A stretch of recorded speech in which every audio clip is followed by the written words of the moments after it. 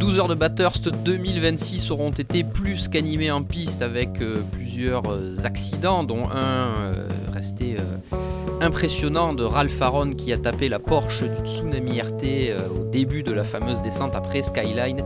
Les 12 heures de Bathurst 2026 qui auront également consacré Groupe M et Mercedes. Mercedes qui remporte pour la 4e fois l'épreuve, un record en GT3 et un co-record dans l'histoire de la Manche australienne, puisque Mazda avait déjà remporté 4 fois l'épreuve précédemment. Les 12 heures de Bathurst, la manche d'ouverture du championnat intercontinental GT Challenge, vont être au menu de ce nouveau numéro de Track Limit by Minerva Oil. Pour cela, je serai avec Laurent Mercier. Nous allons certes revenir sur les faits de course, mais nous allons aussi parler un petit peu de ce qui fait la spécificité de cette épreuve disputée sur le Mount Panorama Circuit. Track Limit by Minerva Oil, le podcast d'Endurance Info. C'est parti.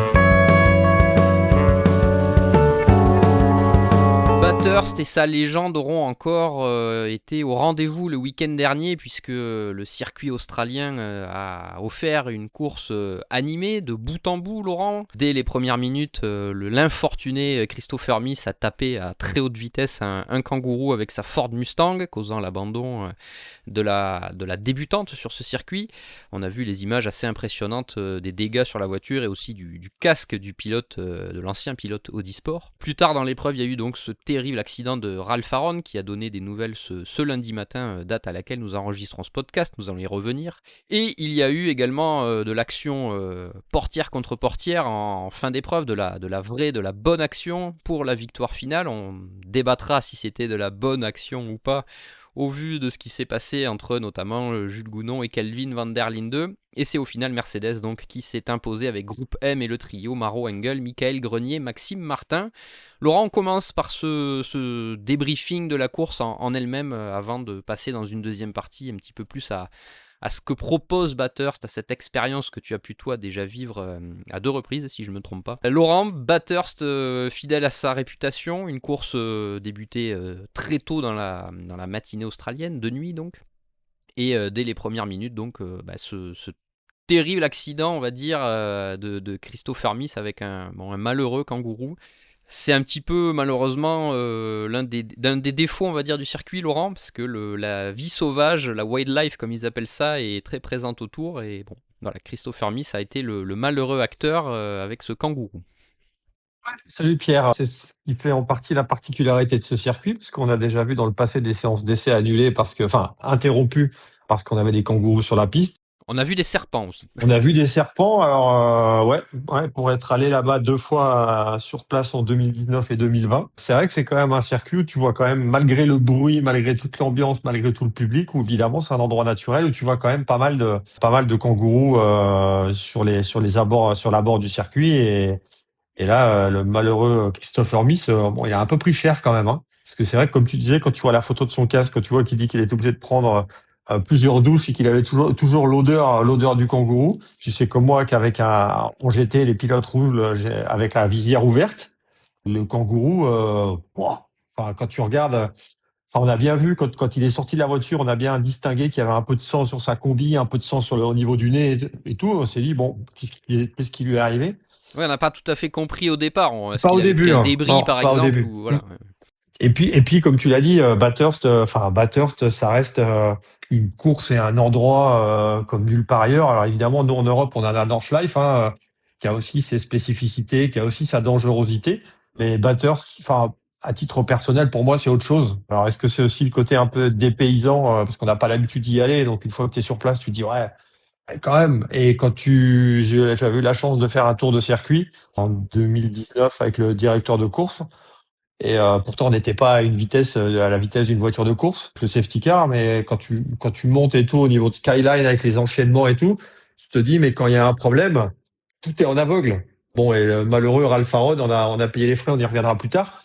Bah, on y revient puisque c'est un peu c'est le principal fait de course, hein, Laurent, dans cette épreuve 2026. C'est vrai que ce terrible accident qui finalement les 2 pilotes s'en sortent bien, même si Ralph Aron, ce lundi matin, a indiqué qu'il avait quand même deux fractures au niveau du dos. Bon, il y a forcément une question qu'il faut se poser, Laurent, puisque tu évoquais justement ce tour de circuit que tu as pu faire et les spécificités d'un tracé entre les murs avec des changements de dénivellation des virages en aveugle. Bon, visiblement, l'accident était signalé par un double drapeau jaune au poste de commissaire juste avant. La question que beaucoup ont soulevée, c'est pourquoi il n'y avait pas de drapeau jaune en fait plus haut après la descente de Skyline, puisque c'est un endroit où les pilotes sont à des vitesses très élevées et Ralph Aron n'a rien pu faire. Et derrière, on a vu d'ailleurs, c'est Maro Engel qui était, je crois, dans la Mercedes Groupe M. Il est à deux doigts également de taper et ça aurait pu beaucoup plus mal finir. Ça, Laurent, voilà, Ralph Aron l'appelait d'ailleurs sur son message sur les réseaux sociaux. Il veut voir avec la direction de course ce qu'il s'est passé. Parce qu'il y a eu quand même, il y a peut-être eu un manque à ce niveau-là. Alors, nous n'avons pas toutes les informations. Nous posons la question, en fait, est-ce qu'il y a potentiellement eu un manque à ce niveau-là? Déjà, on était au moment d'une relance en plus, hein, quand c'est arrivé. Alors c'est sûr que tu vois un commissaire avec un double drapeau jaune, mais c'est trop tard. Le drapeau jaune, il est juste avant l'impact, alors que les postes précédents, il y a rien. Il y a pas de drapeau jaune, il y a rien. Bon après, comme tu dis, on fait pas partie des officiels. Alors déjà, on n'était pas sur place, donc déjà c'est un peu plus compliqué. Nous, on a que les images. Mais quand tu regardes les images, il y a un vrai trou dans la raquette, hein. Il n'y a pas de poste de commissaire à l'avance qui annonce ce drapeau, enfin qui annonce qu'il y a quelque chose sur la piste. Donc là, je pense que c'est sûr que, vu la déclaration de Ralph Aron, il y aura certainement de quoi discuter avec les officiels.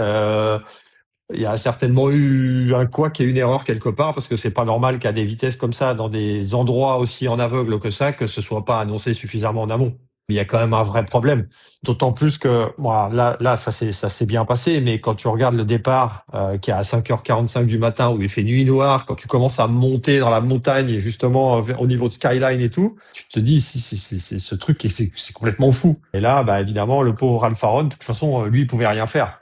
Maintenant, il y a quand même aussi quelque chose qui, à mon avis, il faut signaler. Alors, je parle pas sur les 12 heures de Bathurst, hein, mais je parle plus dans d'autres courses.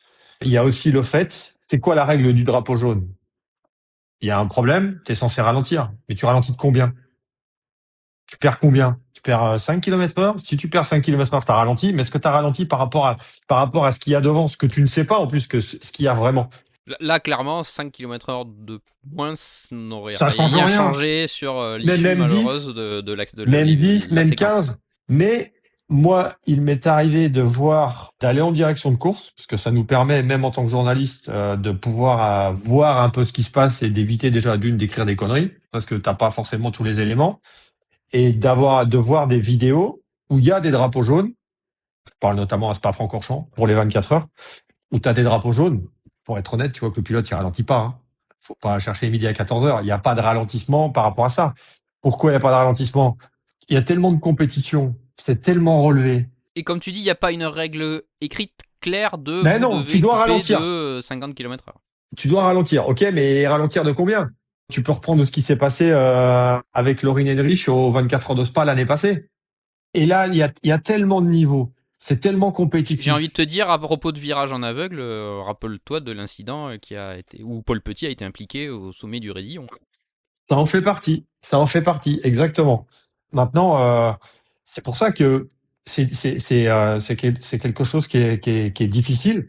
Et tout est relevé. Si tu perds le moindre dixième et tout, mais enfin, je veux dire, si tu perds le moindre dixième, mais tu peux perdre la course.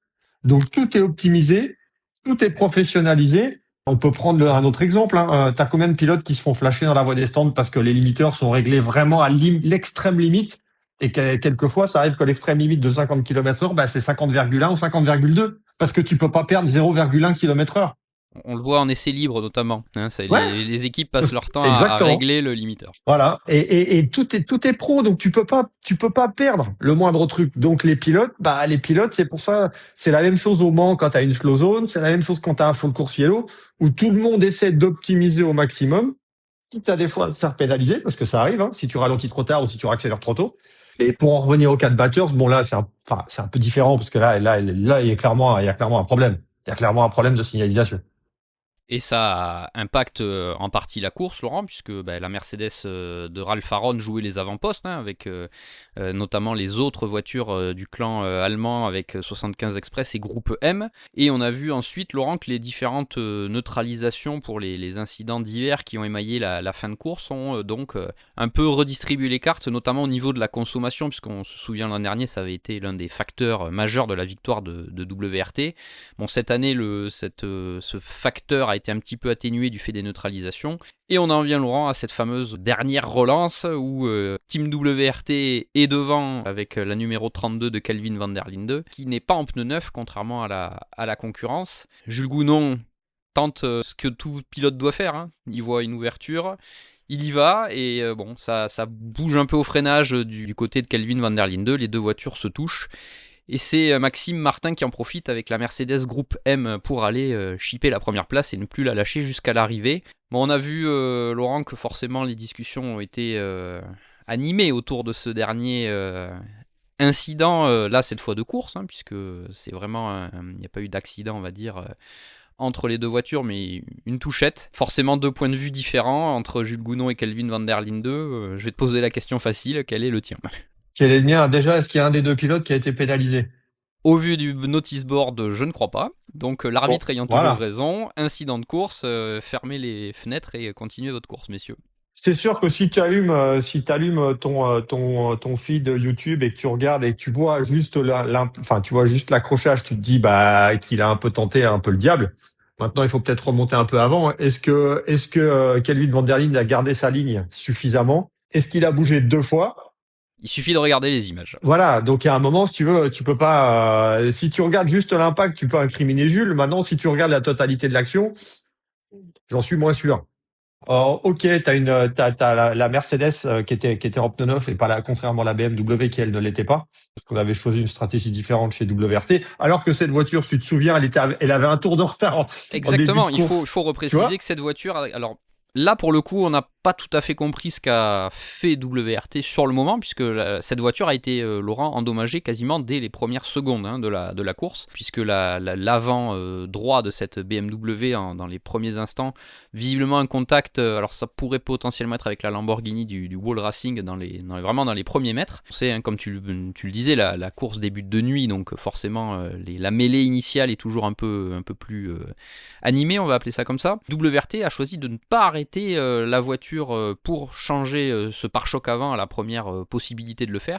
Et en fait, c'est la direction de course qui a intimé l'ordre à WRT de réparer la voiture.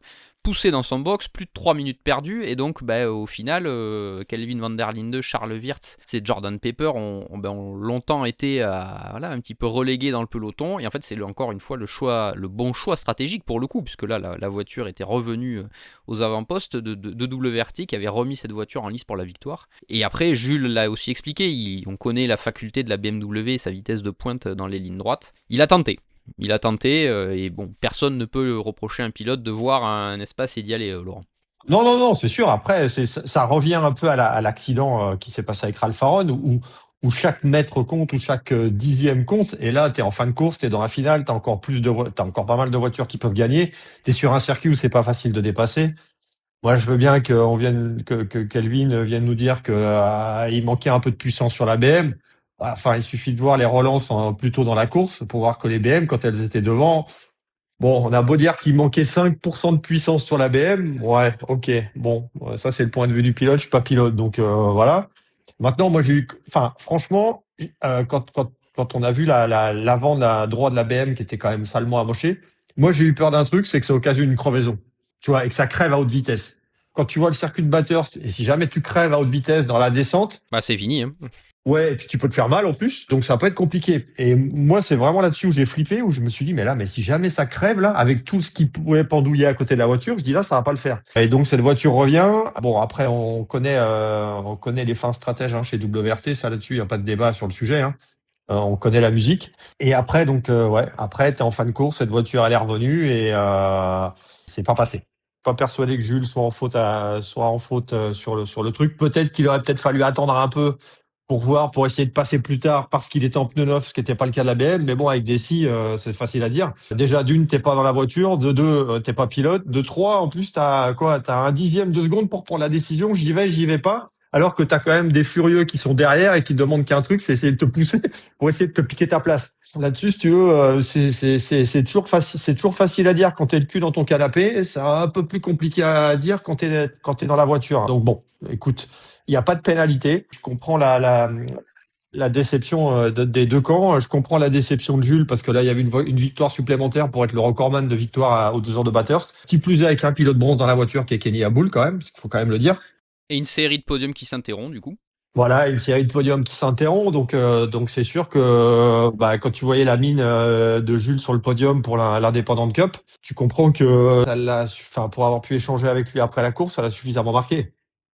Et Laurent, c'est cet incident, ce dernier incident de course a souri, puisqu'il il a bien fallu que quelqu'un tire un peu les marrons du feu, à Groupe M Racing et au trio Maro Engel, Michael Grenier et Maxime Martin. Laurent, on se souvient que l'an dernier, ce même trio, qui était bien placé pour jouer les avant-postes, avait dû renoncer sur une sortie de piste assez violente pour Maxime Martin, qui avait tapé un peu latéralement ou de trois quarts le mur, et la Mercedes numéro 888, qui avait une déco mire l'an dernier, contrairement à la déco rouge et noire de cette saison, avait renoncé. Et cette fois, ce sont eux qui s'imposent. C'est une première pour les trois pilotes, Laurent. C'est assez paradoxal au regard des palmarès, notamment de Maro Engel ou de Maxime Martin. Première victoire à Bathurst pour les trois. Une première victoire également pour Groupe M sur cette épreuve, et un quatrième succès donc en GT3 après 2013, 2022, 2023 pour Mercedes.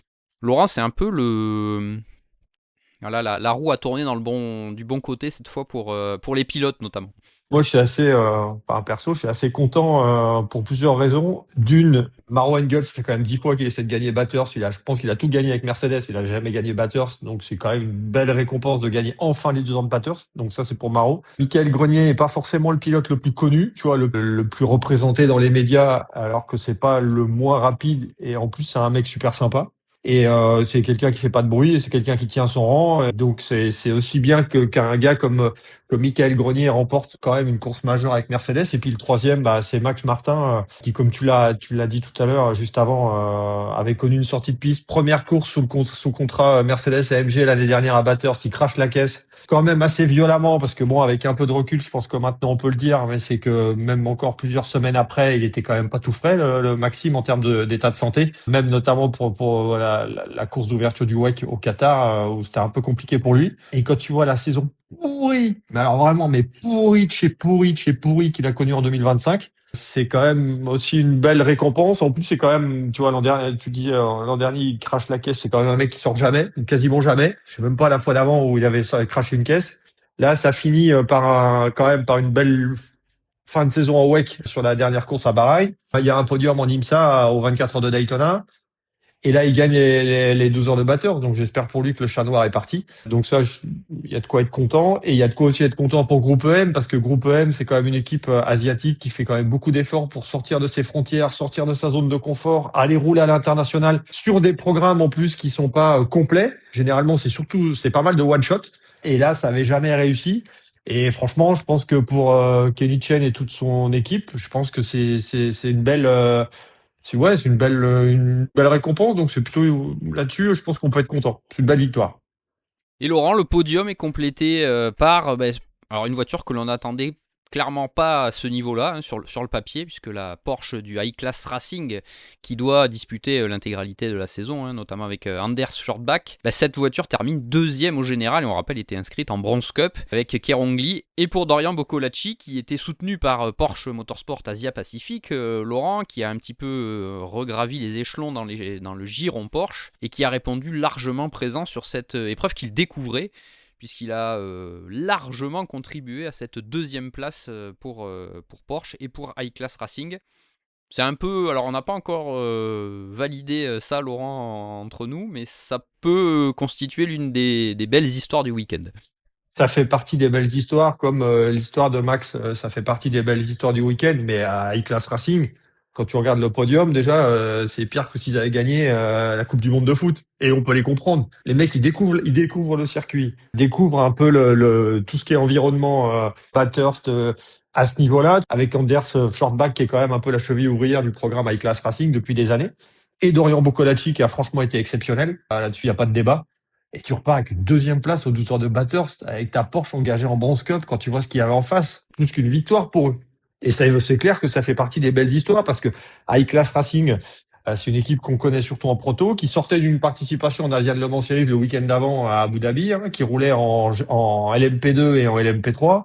La semaine d'après, tu vas rouler à Bathurst, c'est totalement différent d'Yas Marina, dans un plateau que tu connais pas forcément, que tu découvres les lieux et tout. Franchement, moi je dis bravo, hein. Il y a pas d'autre mot. Donc vainqueur en Bronze Cup, deuxième au général et vainqueur en Independent Cup pour Kerongli. Donc c'est un quasi carton plein pour cette voiture. Et Porsche Motorsport Asia Pacifique, Laurent, on peut continuer un tout petit peu sur eux. Les autres résultats, c'est une sixième place pour la Porsche Absolute Racing de Matt Campbell, Alessio Picariello et Bastian Bus, alors que la numéro 61 du Earl Bamber Motorsport de Ricardo Feller, Lorin Heinrich et Klaus Bachler termine 8e. Ils avaient fait les choses bien cette année, Laurent. Porsche Motorsport Asia Pacifique avec cette fois deux voitures vraiment pro, contrairement à une seule réellement l'an dernier.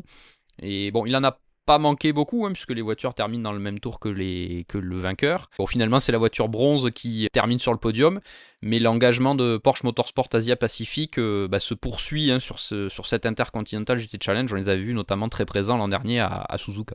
Tu les vois à Macao, tu les as vus aussi aux 24 heures de Spa dans le passé. Donc, je pense que la branche asiatique de Porsche Motorsport, qui est dirigée par Alex Gibaud, hein, qui était en Porsche Carrera Cup France avant, il y a un vrai soutien de pilote. On le voit encore cette année avec Enzo Trulli, hein, qui portera les couleurs PMAP. On peut que s'en féliciter. Et en plus, comme tu le dis, ils mettent quand même les moyens, parce que quand tu vois les équipes absolutes, c'est du high level, et EBM, c'est solide. Ils ont gagné en 2019 à Bathurst. Je pense qu'on attendait peut-être mieux. Enfin, quand tu as deux Porsche en pro, tu pouvais attendre que ça joue encore un peu plus devant. Maintenant, il y a eu des faits de course. Mais la deuxième place de High Class Racing, ça sauve le truc. Et Laurent WRT qui complète le podium avec Valentino Rossi, Augusto Farfus et Raffaele Marcello, la numéro 46, au terme d'une course plutôt propre de cette voiture, sans fait de course majeure pour cette voiture. Donc WRT qui ne réussit pas le doublé, mais qui reste encore une fois l'une des valeurs sûres de ce peloton GT3. Laurent, petit mot du top 5 pour finir sur ce point, sur son tour d'horizon du classement. Vénérables Audi R8 sont toujours là avec Melbourne Performance Center qui couvre l'engagement du Jamec Racing avec notamment Christopher Haas, Will Brown et Brad Schumacher qui termine 4ème. Peut-être un petit regret sur un des drive-through pour non-respect d'un wave-by. Ça aurait peut-être pu être mieux du coup. Mais bon, comme tu dis avec Desi, on peut tout refaire. Et Team KRC, Laurent, encore une équipe asiatique, cette fois dans le clan BMW qui complète le top 5 avec Max S, Maxime Houston et Juan Kunfan. C'est bien aussi pour KRC qu'on avait vu à Suzuka. Ça montre que ces équipes asiatiques sont largement au niveau.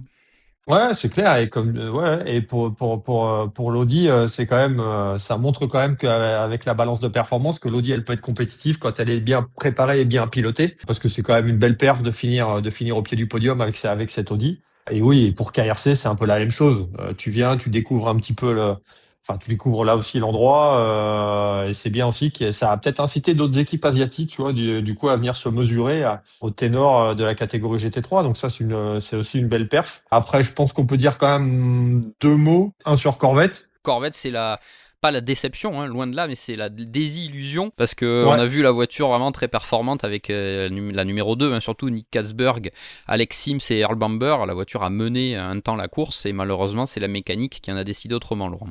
C'est ça. Mais par contre, c'est une belle perf aussi pour ce team JMR. Et puis la première de la Corvette à Bathurst. Et c'est un peu dommage parce que il y avait vraiment un bon coup à jouer sur le problème mécanique. Et je pense que là-dessus, on peut rajouter McLaren aussi, hein, avec notamment avec Optimum qui a quand même fait une belle course. Il y a eu un souci mécanique en fin de course, je crois, une perte de puissance dans les 30 dernières minutes. Parce que là aussi, dans le final, il y avait quand même de quoi aller chercher vraiment un bon résultat pour Optimum et cette McLaren. Par contre, il y a une marque qu'on a quasiment pas vue, c'est Ferrari. À un moment au début de course, on les a vus, on s'est dit, oula, Comme d'habitude, hein, tranquille, discret ouais, en essai, en qualif, ouais, et puis en course, ça ouais. revenait, et bon, ça Ça passait. commençait, puis finalement, ça l'a pas fait. Alors, ça l'a fait un peu plus pour la voiture aux couleurs Zygo Sport, mais tu avais aussi moins de Ferrari pour la gagner en pro. Donc, évidemment, quand on a moins, c'est un peu plus compliqué. Mais bon, c'était le cas aussi de McLaren, hein, qu'on n'avait pas beaucoup, et c'est le cas de Corvette. Mais je pense que Corvette et McLaren ont fait bien mieux que Ferrari. Et Laurent, le dernier point qu'on peut aborder, c'est encore une fois la solide prestation des pilotes supercars, hein, les pilotes australiens et ou néo-zélandais selon les nationalités, qui ont encore montrer leur performance. Bon, pour le Scott Taylor Motorsport et la Mercedes numéro 222 de Cameron Waters, Chaz Mostert et Thomas Randall qui avaient signé la pole avec Cameron Waters, ça s'est terminé malheureusement dans le mur après un contact avec une autre Mercedes de Jayden Ojeda. Là, c'était un peu, C'était un peu trop. C'était un peu trop. ouais, c'était un C'était un peu peu trop. trop. Enfin, c'est un contact subi par la 222 puisque Jayden Ojeda touche le mur et du coup revient légèrement sur le centre de la piste et touche la 222 qui doit abandonner sur clairement un souci mécanique consécutif à cette touchette.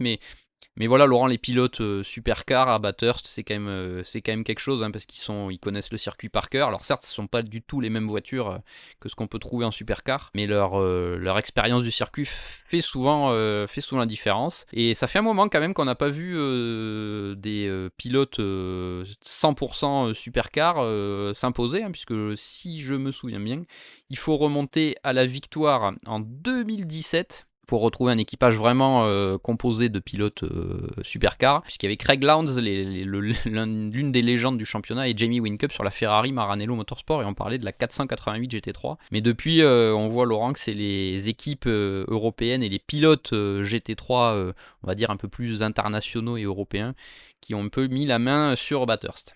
On peut signaler aussi un truc. Alors moi, j'ai quand même regardé savoir si ça a un peu changé. C'est à l'arrière des box, parce que moi, j'avais été vraiment très surpris à Bathurst, c'est que il y a pas de panneau de stand, il y a pas, il y a rien, et les gens, les fans derrière qui sont dans le paddock, qui sont très respectueux d'ailleurs en Australie, soit dit en passant, ont un accès direct au stand des différentes équipes. Tu vois, donc les gens restent derrière, il n'y a pas de panneau et tu vois tout l'intérieur du stand. Tu vois quand la voiture elle est dans le stand, tu vois le travail des ingés. Et ça m'avait marqué parce que tu voyais de temps en temps des gens de certaines équipes qui allaient essayer de voir un peu enfin pas les ordinateurs, mais qui regardaient un peu les écrans des équipes, tu sais, qui se faufilaient un peu, qui allaient regarder un peu parce qu'on voyait tout. Et ça, j'avoue que c'est un truc qui m'avait marqué parce que tu vois, en Europe, t'as pas du tout ça. Et aux États-Unis, c'est la même chose. Ok, t'as la proximité avec le public, mais t'as pas une proximité, on va dire, technique. Alors que là, tout est un peu ouvert et c'est limite si tu pourrais pas aller débrancher l'ordinateur du voisin, tu sais, pour le foutre en panne. Et je voyais quand les voitures étaient arrêtées, tu voyais vraiment que l'arrière des stands était encore toujours très ouvert. C'est vraiment, il y a vraiment une proximité avec le public. Ça, je pense que c'est un truc vraiment typique là-bas. Et moi, ça m'avait marqué et je vois que ça n'a pas vraiment changé, même si ça se professionnalise toujours chaque année. C'est un peu le sujet de cette deuxième partie, Laurent. Tu as un petit peu entamé ce que j'allais te demander dans ce nouveau numéro de Track Limit by Minerva Oil, le podcast d'Endurance Info. Toi qui connais Bathurst, qui a vécu cette expérience, c'est autre chose. Thibaut, lui, a connu Bathurst 1000. Là, c'est encore autre chose, parce que c'est le sommet de la saison supercar. Mais Laurent, Bathurst, bon, déjà, on a évoqué plusieurs reprises dans les minutes précédentes le circuit. T'évoques un peu l'accessibilité un petit peu plus à l'américaine, par rapport à ce qu'on peut voir, notamment en Europe. Mais c'est plus que ça, Bathurst. C'est une expérience. Il y a la fameuse parade encore, qui reprend des éléments qu'on voit notamment aux 24 heures de Spa. Qu'est-ce qui, toi, au-delà de ce que tu as déjà évoqué, qu'est-ce qui te marque? Tout. Déjà, c'est le voyage. Ouais, mais même sans parler du voyage, mais tout l'endroit, parce que tu es au milieu de nulle part, Bathurst, c'est pas une ville, c'est pas une grande ville, donc puis ce départ de nuit. Je veux dire, c'est ce genre de truc que tu vois jamais. Tu es obligé de quitter l'hôtel parce que le problème de Bathurst, c'est par rapport à une épreuve comme ça, c'est que t'as pas d'hôtellerie, donc tu es obligé d'être à l'hôtel à 1 heure du circuit et tu es obligé de partir le matin de la course à 3 heures du mat et t'arrives au circuit à 4h30 et t'as intérêt d'arriver très tôt parce que sinon t'es embouteillé et t'es sur cette grille de départ à 5h30 du matin, il fait nuit noire et tu regardes et tu dis mais comment ils vont faire les mecs quand ils vont être là-haut là à 5 heures du matin? J'ose même pas imaginer d'être passager, tu vois, dans une voiture au moment du départ, de nuit, avec 30 caisses, une trentaine de GT3. Attends, mais le truc, je pense que je pense que tu vomis avant de finir le tour. Et je pense que quand t'es pilote, c'est un truc qui doit être grisant. T'as pas vraiment de dégagement. T'as même pas, t'as juste les murets sur les côtés. T'as rien. Donc là, c'est la part belle au pilotage. et tout est bien. Il y a vachement, je trouve que moi, il y avait, et je pense que c'était encore la même chose cette année, mais tu as beaucoup d'activation, il y a beaucoup de public, tu prends un bus qui t'emmène jusque dans la montagne, tu vois les kangourous qui se promènent, les serpents aussi, comme tu l'as dit, et les nombreux vendeurs de bière. Et c'est une expérience. Franchement, c'est une expérience. Et moi, c'est une des seules courses où quand tu es devant la télé, où je me dis merde, j'aurais été bien sur place quand même. Tu vois, donc ça fait, il y a pas beaucoup de courses maintenant qui me font ça, mais celle-ci quand même, je me dis là, à voir sur place, c'est quand même pas mal. À côté de ça, alors je sais pas si toi tu seras d'accord, et je trouve que les safety cars, ça a quand même beaucoup traîné en longueur. Ça a quand même été quand même pas mal long à certains moments. C'est long. Alors après, attention, hein, nous on est devant un écran, hein. On n'est pas sur place, on n'est pas en direction de course. C'est là où l'accessibilité de la C'est partie haute plus du circuit, compliqué, hein, hein. notamment Ouais. pour les commissaires, est peut-être pas voilà, compliqué, sans aller jusqu'à dire problématique, mais effectivement, il est un peu plus compliqué. Ouais. T'as pas les installations que tu peux voir sur des circuits urbains comme Non. Macao par exemple. Et puis comme il n'y a pas la même réglementation par exemple qu'au Nürburgring, où là où il y a les fameuses zones neutralisées, Ouais. bon, c'est plus compliqué Parce que aussi chaque, pour chaque, accéder au chaque circuit. manche de l'IGTC conserve quand même son règlement particulier. Là, on peut peut-être en dire un mot. C'est que, bizarrement, à Bathurst, t'as pas de chauffe des pneus. Bizarrement, à Bathurst, tu peux mettre tes pneus au soleil pour les faire chauffer. Bizarrement, à Bathurst, tu peux rouler bien plus en termes de durée de relais. À Bathurst, tu peux aussi faire des doubles relais avec les pneumatiques. Moi, je suis un peu, tu vois, je suis un peu cartésien. Je me dis, ah ok, donc ça c'est possible en Australie, mais nous on peut pas le faire en Europe. Nous, on est obligé de faire des relais de 65 minutes approximativement. On est obligé de changer les pneus sur chaque relais, sauf aux 24 heures de Spa, mais il y en a très peu qui doublent les relais. Et là, on chauffe pas les pneus et ça pose pas de problème. Donc bon, après c'est une histoire réglementaire, hein, chacun fait comme il veut, mais je trouve ça un peu fort de café que nous on n'arrive pas à le faire et quand on parle d'écologie et qu'ils arrivent à le faire. Bon, certes, ça c'est comme mon avis. Il y a la question des relais aussi. Il y a la question des relais, Laurent, où, qui sont pas. Où on a vu hein, avec la première neutralisation des relais qui sont allés au-delà de la règle des 65 minutes qu'on connaît. Et du coup, ça ajoute largement de la stratégie. Et ce que déplorent beaucoup d'équipes aujourd'hui sur certaines manches européennes. Exactement. Et moi, je trouve que Bathurst reste une course encore stratégique, contrairement aux courses européennes. Après, à côté de ça, je trouve aussi pas mal que ceux qui sont pas dans le même tour rentrent dans la voie des stands avant une relance, tu vois, pour faire un peloton un peu plus compact par rapport aux voitures au classement. Ça, je trouve que l'idée est plutôt pas mal. Par contre, il y a un truc. Moi, je virerais tout ce qui n'est pas GT3. Alors là, c'est le folklore, on va dire. Surtout pour la caisse en IRC notamment. Eh ben, l'IRC, même la GT4, t'as qu'une voiture sur le podium. Et je me dis, mais qu'est-ce que ces mecs peuvent prendre comme plaisir en piste au volant d'une GT4 parmi 30 furieux? Tu vois, enfin, après, je comprends, tu fais ça. Le plaisir du circuit. Ouais, oui, oui, oui, je comprends. Tu vois, sur la Nordschleife, t'as pas que des GT3. Maintenant, c'est pas la même longueur de circuit, c'est pas la même chose. Mais là, je me dis, C'est pas le même règlement en c'est fait. pas le même règlement, mais C'est pas le même état d'esprit. On l'a vu Laurent récemment avec l'histoire de la Renault Twingo du hum, Raw Racing qui ne pourra normalement pas rouler cette année et qui a un petit peu animé le débat en Allemagne par rapport à l'autorisation de ces voitures dites d'entrée de voilà les catégories d'entrée pour le sport auto. Et on le voit avec la Dacia, hein, Laurent au Nürburgring aussi. mais là, tu es quand même sur un circuit beaucoup plus petit. C'est pas comme si tu manquais de voiture ou tu voulais gonfler le plateau. Je veux dire, il y a suffisamment de GT3 de pointe. Je me dis, l'IRC et les deux GT4, enfin, il y avait plus qu'une parce que il y a une Aston Martin qui avait été accidentée, celle de Romain Leroux. Malheureusement pour lui, il a fait le déplacement pour pas rouler en course. Donc ça, c'est un peu dommage pour lui. Et tu avais une seule McLaren. Donc, je me dis, ouais, enfin, quel est l'intérêt, quoi? Si t'as pas assez de voitures, t'as 15 voitures, encore tu peux le comprendre, mais là, t'as suffisamment de GT3 pour faire un plateau complet. Bon, après, voilà. Donc ça, c'est juste un avis personnel. Mais d'autant qu'il y a des courses support en plus, Laurent, Ouais. avec des voitures aussi plus locales. Bah, tu vois, et puis il y a les, oui, puis tu pourrais, pourquoi pas imaginer, je sais pas, un lancement de saison GT4 australien à Bathurst. Bon, après, ça, c'est une idée, hein, j'en sais rien, je sais pas si c'est possible, mais c'est partie des idées. Et puis après, à côté de ça, si, j'ai quand même un petit, Laurent, je pense qu'on a la même idée, c'est que sur la communication, il y a quelque ah, chose, il y en est donc on est raccord, il y a quelque chose qu'il faut souligner, Laurent, c'est sans se que, concerter, sans se sans se concerter en concerter, plus. même si c'était marqué évidemment dans nos notes, mais c'est à cet instant qu'on en parle, puisqu'on va évidemment évoquer la balance de performance. On a vu, Laurent, il y a quelques jours que le Super GT se calque sur l'IMSA et le WEC à demander aux acteurs de ne plus parler de la BOP. Et là, Laurent, on a une épreuve, un site internet officiel qui communique quels sont les changements de balance de performance. Exactement. Alors, on change la BOP avant le départ. Bon, après, Ça fait voilà, partie de un la peu la règle, vie. on le sait. On a un peu l'habitude et tout, on change. Bon, après, bien, pas bien, on va pas refaire un débat. On connaît, on en a déjà suffisamment discuté dans les podcasts et je pense qu'on en discutera encore à l'avenir. Mais tu as quand même sur le site officiel des 12 heures de Bathurst un article officiel qui te dit voilà, il a été fait ça et ça sur telle voiture. Eh ben, je suis désolé, mais ça me paraît tout à fait normal. On améliore un peu, on ajuste les performances des voitures. Le public doit savoir ce qui a été fait sur les voitures. C'est pas un truc qui est secret, mais là, moi, je dis bravo parce qu'au moins, on en parle et je vais pas le redire. Enfin, si, je vais le redire une 15e fois, mais je trouve totalement con cette idée de pas pouvoir communiquer, qu'il faut pas le dire, qu'il faut pas en parler, qu'on n'a pas le droit d'en parler. Bah, je suis désolé, mais si t'es droit dans tes bottes, t'as pas à interdire aux gens d'en parler. Et je trouve ça plutôt bien qu'il y ait eu cet article, tout simplement en disant voilà, on a changé le boost pour telle voiture, on a changé le poids pour telle voiture et au moins on sait à quoi s'en tenir. Oui, et puis ça éviterait surtout les débats qu'on voit régulièrement avec la caisse de résonance des réseaux sociaux d'aujourd'hui. Là, au moins, c'est transparent. Et c'est pour ça qu'on milite aussi la transparence de ce qui est un élément essentiel. Sans ça, il n'y aurait pas sans doute toutes ces épreuves et toutes ces voitures sur les grilles de départ en GT3. Non, non, mais c'est pas remettre en cause la BOP qui est indispensable en GT3 et ça fonctionne très bien, donc il n'y a pas de raison de remettre ça en cause. Mais au moins un peu de transparence. Peut-être que tu as 40% ou 50% des gens qui n'ont strictement rien à carrer, qui viennent voir des voitures de course et qui se foutent que la BM elle a pris 10 kilos, que la Mercedes on lui en a enlevé 30 ou que la Lamborghini on lui a changé la bride. Peut-être, mais à un moment tu as des règles, tu changes un peu tu t'ajustes les règles.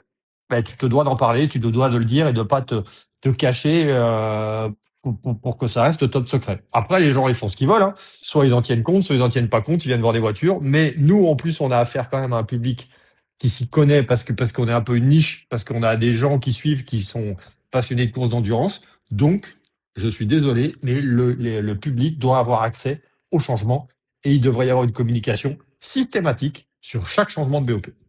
Les 12 heures de Bathurst, manche d'ouverture de l'Intercontinental GT Challenge 2026, étaient au menu de ce nouveau numéro de Track Limit by Minerva Oil, le podcast d'Endurance Info. Nous avons rembobiné un petit peu le scénario de la course avec les accidents, les deux accidents majeurs, hein, celui de Christopher Miss, on le rappelle, avec un kangourou dès les premiers instants, et le terrible accident de Ralph Aron qui a donné de ses nouvelles ce matin et qui va bien malgré 2 fractures au dos.